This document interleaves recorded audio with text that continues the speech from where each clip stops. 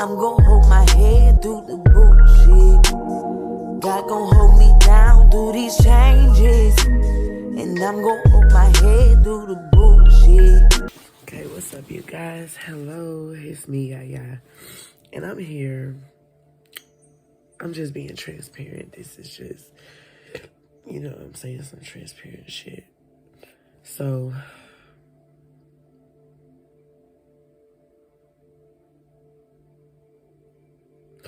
I grew up with this feeling, you know what I'm saying? Like, my mama hate me. And a lot of times when kids feel those feelings, it's not a true feeling. You know what I'm saying? It doesn't have any substance behind it other than, oh, your parents trying to discipline you, or, you know what I'm saying? Things like that. You know, if you ask somebody why they felt that way, as a child, if they're a child, you know, you kind of get a childish response. And that's just not my situation, you know what I'm saying? If somebody was to ask me why I feel like my mother hate me, she hate herself, number one. So she can't love me because she hate herself. And I come from her. I'm a reflection of her. So I'm a reminder of what she could be if she healed, but she ain't healed. So she's stuck in Miserableville and pretending to be happy, pretending to be something she not, living this life, living this facade, this mask behind Christianity, and, you know, a botched and bullshitted relationship with God. And it took me up until yesterday to realize that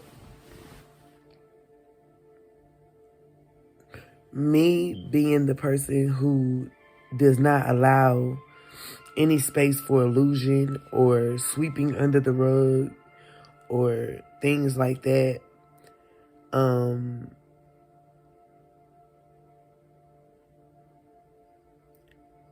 I'm here to disturb the bullshit. I'm here to illuminate the shit that people tuck in corners. I'm here to lift up them rugs that black people like to sweep shit up under in their families so tough. That's what I'm here to do. And that's not a purpose that requires a lot of people to like me. That's not a purpose that requires a lot of friends. So I'd rather walk in my purpose and have the promises that God has for me by walking my authentic self and being my true self than to be in a state of brokenness or hurt for the rest of my life because I did not attune to what it is God trying to do in my life. And I was superseded by the misery, pain that the enemy has set out to place in my life to distract me. And I just thank God right now for my sound mind, my spirit fixed on the Lord, you know what I'm saying, through all the things that I've been through. But through everything that I've been through, you know what I'm saying, you have to understand, in order to heal through those things, you're going to have to understand the roots, the root of the issue. And a lot of people's roots are based in, or root main issues for the different things that may not be aligned in their life goes back to childhood all the time. It just is what it is. It goes back to childhood. And hold on. I literally am, it's literally 4 something in the morning, and this is just what's going on. But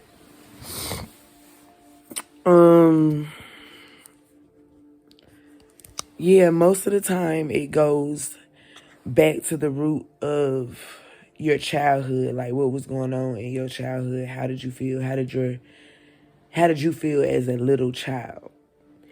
And understanding that that little child never is always still there in some sort or some form. And depending on how that child was treated, shapes a lot of your adult life. You know what I'm saying? And my first memories are being molested by one of my female cousins, on my great uncle's, on my granddad's side, his brother's house. And this was a house that, come to discover, a lot of people in my family went through this house and was molested and went through sexual trauma, sprouted from this part of the family. And I don't know when it was, but of course, me being me, I put it out there. Like, I let it be known my spirit was going through something. And, you know, I let it be known. Like, I felt like a sacrifice. You feel what I'm saying? I felt like a sacrifice. And the reason why I felt like a sacrifice was because if my mother went through the same sexual trauma in this house, why would you take me there? Why would you take my sister there? Why would you do that? You feel what I'm saying? Like, if you went through shit there, what the fuck would make you take your daughters there? You know what I'm saying? Like, you knew what was going to happen. You know what was going on. You sacrificed us. That was my first memories. You feel what I'm saying? And that's sad, you know, that my first memories are very traumatic. Moving on upward, those are my first memories. Those is like, I was very little. I don't even know how old I was. I was very, very young, being molested by a female cousin. So, you know, that onset behavior issues, you know what I'm saying, as a child, of being, like, fast. That's what the community calls it, you know, being fast. But it really wasn't me being fast. I was sexually abused, so I was only reflecting behaviors that was casted upon me. You feel what I'm saying? So, went through that phase. Then at 13, my mom's first of all, my mother is 50, maybe 55, 56 years old, okay? My mother's still living. And this is why it was so hard for me to get this stuff off my chest, because a lot of people that put me through the things that I've been through are still living, and it would be like, oh, you know, I don't want to make nobody mad, but yesterday I broke free from that last night before I went to sleep, because of a situation that I'll get into with my son. And this isn't me just, you know, telling y'all my business for sympathy and stuff like that. No, these are things that I am actively doing to break generational curses. These are things that I'm going through that I can use for an example to show and teach. And I don't mind being on the chopping board and exposing my stuff and what's really going on, because so many people do admire me. So many people look up to me. And I don't want them to have this tainted picture like it was easy or it was handed to me or anything like that, because I know that God is about to move in my life. And I want y'all to know what I fought through to get here. You know what I'm saying? I'm 32 years old, about to be 33 next year. And I can honestly say the first time that I could say my mother intentionally tried to manipulate me, and because I have healed, it wouldn't work, was yesterday. Yesterday was the first day. So this new, y'all. This is something this is something that I am experiencing as I talk about it. And It's heavy. It's heavy. It's real heavy. To feel like you in a place of healing with somebody, or you're healing with somebody, and to know that they're just that manipulative, they're just that narcissist of a person, that you'll be sitting in the middle of their trap when you thinking that y'all okay. And because, I could detach from anybody, but this is my mom, you know what I'm saying? And it's rough because she raised us with this selfish ass way of thinking around her. So it was like me and my sisters always wanted this relationship with her, but we would never be able to have it. We would never be able to have it because she's not emotionally capable of having the type of relationships that we seek with her. So, I got pregnant at 14 years old. But before 14, like I said, my mom's husband was raping, molesting me. And she beat me over that. So she beat me over that. It had, when I first got, when I was first raped the first time with actual like penetration and stuff. And I went to school that day, and I was in the 9th grade. I went to school, I was in the band, and I just remember like it was just like the walls was caving in on me. Like it was just crazy. I just had a meltdown in the hallway. And I'll never forget.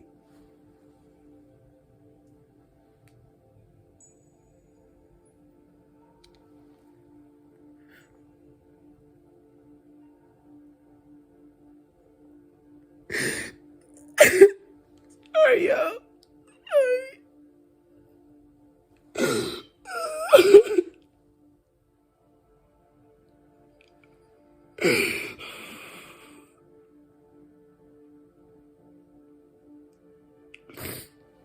I'll never forget. I went to the office and I was talking about him. I was telling him what happened. And he was so guilty that he came to the school that day for no reason at all. It was like he knew I was telling. And my mom was so mad. She was so freaking mad that I was exposing this that had happened to me. And I really feel like that was because she was so embarrassed about her husband. I really feel like that was the day where she decided that I was trying to destroy her. And, you know what I'm saying? That was the day, that was the day where I lost my mom. Like, that was the day that I lost my mother right there. And I didn't realize that until last week. So, from 13 years old, that's when I lost any chance of having a connection with my mom, because her unhealed trauma took over. Her unhealed trauma took over. And she hated me. She hated me because I bought her embarrassment. I ended up pregnant the next year. It was kind of crazy. I literally remember the man asking me, "Was this my baby?" I was like, "No." It was just so bad, y'all. This is 9th grade. And my mom, dad was like even more, you know what I'm saying? Like, she was young. She was a young mom. I just made her a grandma. She ain't 40 yet. I just told everybody her husband was raping me. It traumatic as hell. Just traumatic as fuck.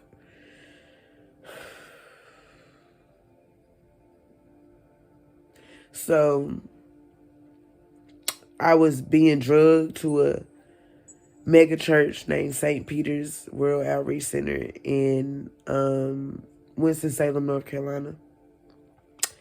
And if you ever If you ever want to see church people act up, pop up in that thing with a baby in your belly and you ain't married. Or, you know what I'm saying? If you ever want to feel judgment, condemnation, if you ever want to feel low, if you ever want to feel like you ain't worth shit, if you ever want to feel like you ain't enough, go through teen pregnancy in a mega church. That'll do it. Okay?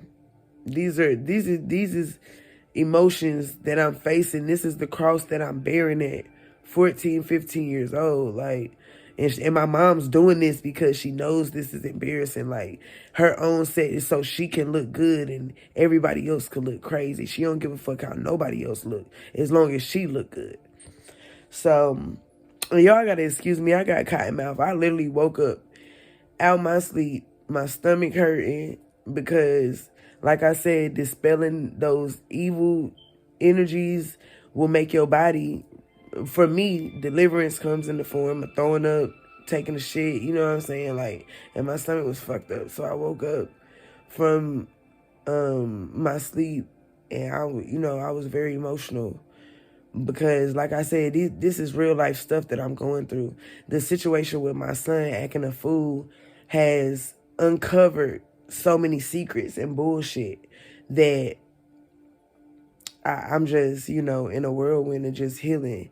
And in order not to feel stuck in this mess, I gotta do this. This is what I gotta do. You know what I'm saying? Because I've been in a mental prison for so long, not even realizing that I was in a mental prison. Not even realizing, like, yo, it's crazy when your mother is your abuser. Like, fuck, man, shit.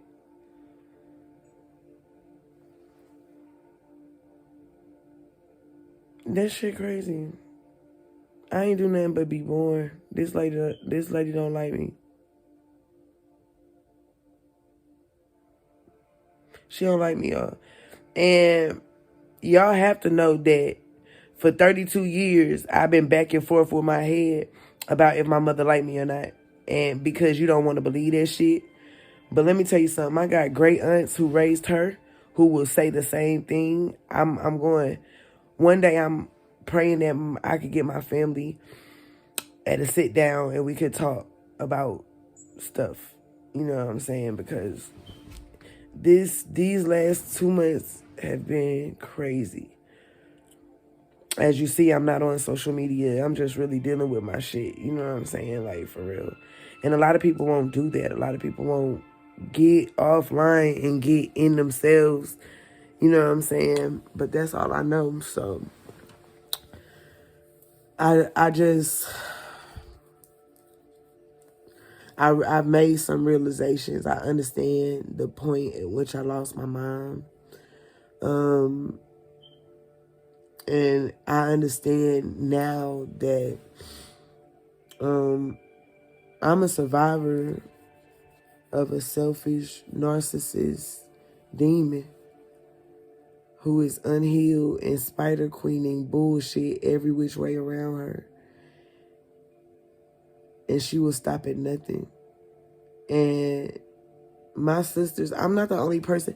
My sister, my middle sister, she's on the journey, you know what I'm saying? I'm praying for her because this is a lot of shit that as we heal or go about healing, the discovery of things, the things we went through was not normal at all. And it's sad to say, but, my story kind of is like precious. And when somebody said that to me earlier, everybody want to make fun and memes and stuff like that. I could barely watch Precious.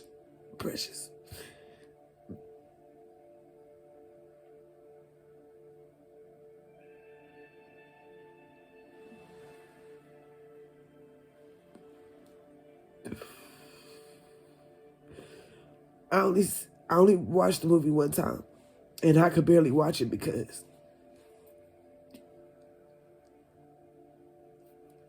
it was so many things That reminded me of myself and one of my experiences. And it was hard to watch. I never watched it again because it was just too traumatic. And today my goddess told me, she said, you know I'm not trying to be funny, but this is like precious and it's sad. And I'm sorry you had to go through this.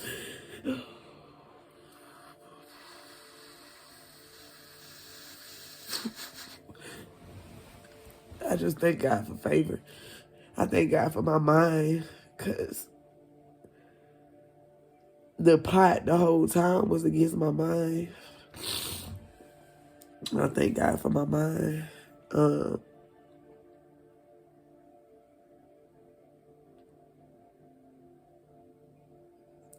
Y'all, this is going to be a multiple part series because it's so many layers. It's so deep. My head is currently hurting.